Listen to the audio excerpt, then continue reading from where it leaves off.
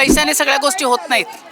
तळागाळामध्ये सुद्धा काम करणारी व्यक्ती लागते. संत तुकाराम नगर किंवा प्रभाग क्रमांक 20 हे आमचं कुटुंब आहे. 16 तारखेला विरोधकांच्या तोंडामध्ये फक्त एकच शब्द असेल, EVM आणि वोट चोरी. समोरचा उमेदवार कोण आहे काय याचा मी कधीही विचार केलेला नाही. मला त्यांनी काही फरक पडत नाही. प्रभाग क्रमांक 20 मध्ये आहोत. या ठिकाणी मोठी लढत आपण पाहत आहोत. या ठिकाणी NCP म्हणजेच राष्ट्रवादी आणि भाजपची मोठी लढत या ठिकाणी होत आहे. या पॅनलचे चारही उमेदवार आता आपल्या सोबत आहेत. नेमक्या काय भावना आहेत, लढत कशी असणार आहे, सगळं काही जाणून घेऊया. ताई, तुम्ही आता निवडणुकीच्या रिंगणात आहेत. आता आपण निवडणुकीच्या रिंगणात आहेत. काय सांगाल, काय भावना आहे? खूप चांगल्या भावना आहेत. भाजपाचा जो अजेंडा आहे, भाजपा नेहमी युवा कार्यकर्त्याला नेहमी पुढे नेते. मला वाटतं माझ्याबरोबर हे 3 युवक त्यांनी दिले आणि भाजपाने जो बोललं ते केलं. त्यांनी मला जो भाजपाचा अजेंडा युवा पर्वचा आहे तो त्यांनी इथे स्वीकारला आहे, त्यांनी आम्हाला करून दिला आहे. आज प्रत्येक ही 3ही मुलं माझ्याबरोबर जी आहेत रिंगणामध्ये, ही तिघंही त्यांच्या पद्धतीने उत्तमोत्तम आहेत.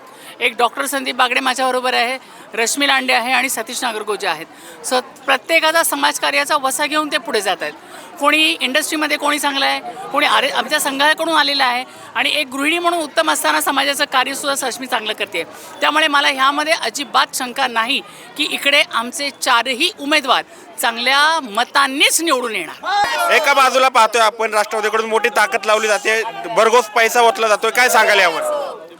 पैशाने सगळ्या गोष्टी होत नाहीत. तळागाळामध्ये सुद्धा काम करणारी व्यक्ती लागते. आम्ही 9 ते 10 वर्ष नव्हे तर जवळजवळ 32 वर्ष इथे काम करतोय.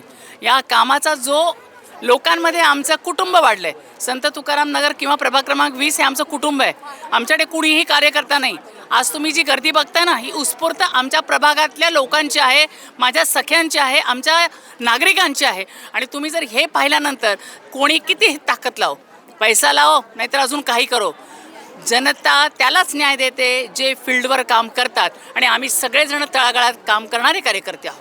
ताई, खरं तर पाहिलं तर आपण आता 2 वेळा पहिले 2 टर्म नगरसेवक राहिलेला आहोत, पण आत्ता ज्या नव्या उमेदवारांसोबत उभे आहात आणि पुढं जे आहेत ते बलाढ्य शक्ती आहे असं म्हणलं जाते वॉर्डमध्ये, यावर काय सांगाल? मला पहिल्यांदा तुमचं कौतुक करावं असं वाटतं.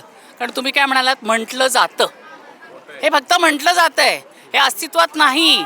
म्हणणं आणि असणं ह्यात खूप फरक आहे. त्यामुळे तुम्ही विचारलेल्या प्रश्नामध्येच तुम्हाला उत्तर मिळालं आहे. ठीक आहे भाऊ, तुम्ही पहिल्यांदाच निवडणुकीच्या रिंगणात उतरला आहात. अर्थातच भाजपाकडून तुम्हाला उमेदवारी दिलेली आहे. काय भावना आहे, कसा प्रतिसाद मिळतोय?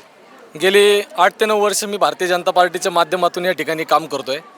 प्रभागातील 99% तरुण माझ्यासोबत आहे. 1% काही मजबुरीमुळं कुठे गेलेले असतील, बाहेर गेलेले असतील, ते दुसरं कोणाही सोबत नाही आहेत. प्रभागातून शिक्षणासाठी, कामासाठी बाहेर गेलेले जे तरुण आहे ते फक्त त्यांच्याकडे गेलेले आहे. आणि 16 तर एकच गोष्ट सांगू इच्छितो, 16 तारखेला विरोधकांच्या तोंडामध्ये फक्त एकच शब्द असेल, EVM आणि वोट चोरी. ह्याच्या पलीकडं त्यांच्याकडे काहीही नाही. त्यांच्या पैशाचा उपयोग होत नाही हे त्यांच्या आता लक्षात आलेलं आहे.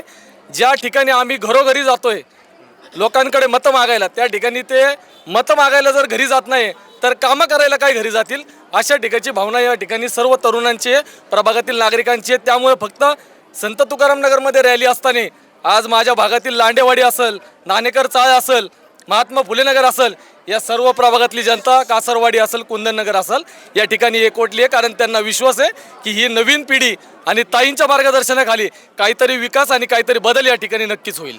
अर्थातच तुमचा लढा माजी महापौरांसोबत आहे. काय वाटतं, काय भीतीचं वातावरण आहे का? नाही. हे बघा, तुम्हाला सांगतो, मी सामाजिक काम गेली अनेक वर्ष करतोय. राष्ट्रीय स्वयंसेवक संघाचे आता 100वे वर्ष चालू आहे. आम्ही एकाच गोष्टीवर विश्वास ठेवतो, दुसऱ्याची लाईन न खोडता आपण स्वतःची लाईन कशी मोठी करता येईल. समोरचा उमेदवार कोण आहे काय याचा मी कधीही विचार केलेला नाही. मला त्यांनी काही फरक पडत नाही. प्रभागातील सर्व तरुण माझ्यासोबत आहे, एवढंच मला माहिती आहे. ताई, तुम्ही देखील पहिल्यांदाच निवडणुकीच्या रिंगणात उतरलेला आहात.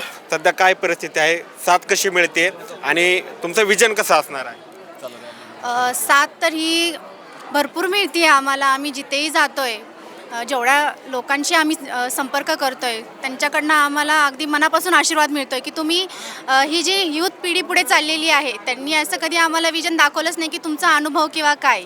ते आम्हाला म्हणजे प्रोत्साहित करतात की आम्ही तुमच्या मागे आहोत, तुम्ही पुढे जा. त्यामुळे त्यांचा सगळ्यांचा आशीर्वाद घेऊन आम्ही आता पुढे निघालेलो आहे. आणि दुसरी गोष्ट रश्मीच्या बाबतीत सांगता येईल की तिचा नवरा नगरसेवक होता म्हणून ती नगरसेवक पदाला उभी राहिलेली नाही आहे, ती स्वतःच्या कॅलिबरवर उभी राहिलेली आहे. त्यामुळे ते एक सगळ्यात मोठं महत्त्वाची गोष्ट आहे त्या. भाऊ तुम्ही देखील आता पहिल्यांदाच चेहरा नवीन येतोय समोर महापालिकेला, काय सांगाल कशा प्रकारचा प्रतिसाद आहे आणि काय विजन असणार आहेत? आपली प्रभागातली मुख्य कोणती कारणं आहेत जे तुम्ही सुधारवू इच्छिता?